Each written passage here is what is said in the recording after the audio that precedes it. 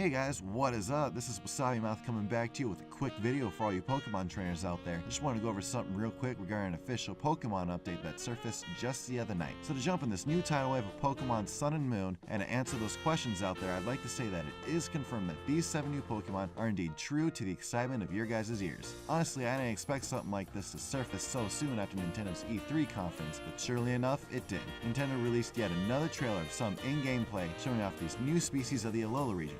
So without further ado, here are the newly discovered Pokemon of Sun and Moon. Starting off with my personal favorite of the new set is Cutie Fly. This cute little bug is really only my favorite because, well, look at him.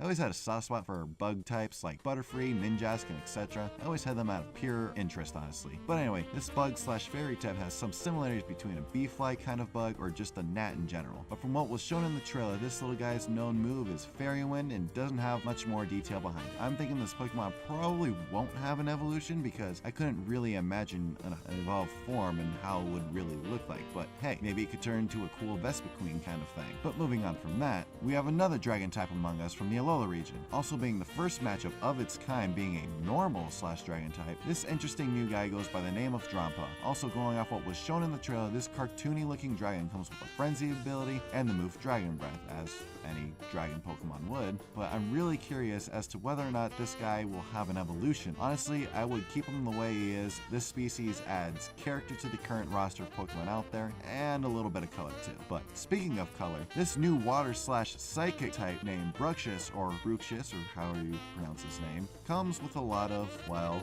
color. But being based on a triggerfish, this makes sense because the Alola region is more tropical if anything, and that's where most of the species of that fish are found, more over a tropical area. So for what we were shown from the small clip of this specimen, it will definitely have the Dazzle ability, which, by the way, prevents moves with an increased speed priority from hitting, also comes with the move Psywave. It's not the prettiest one to look at, but I've seen worse, like garbage bag worse.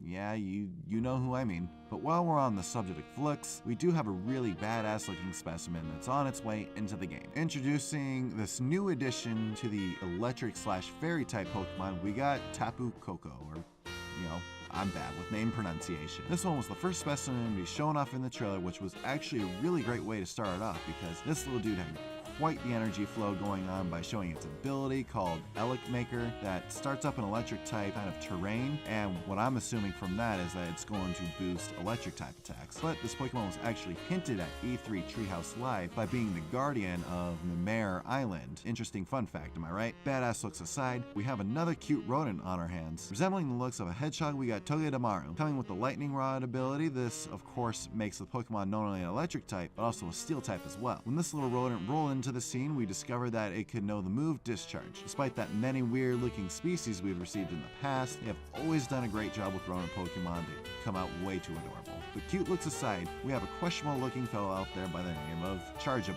This little bug slash electric type looks very boxy to me and honestly like a mini Subway kind of thing. I'm not the biggest fan of it, but looks aren't everything when it comes to Pokemon, so let's hope it doesn't stop this little engine.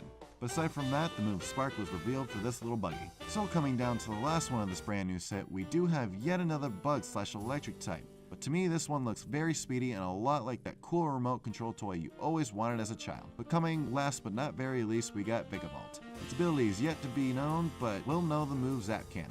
As for this guy, it will definitely be going up on my must-have bug type list, and I really hope there will be a really cool evolution to it.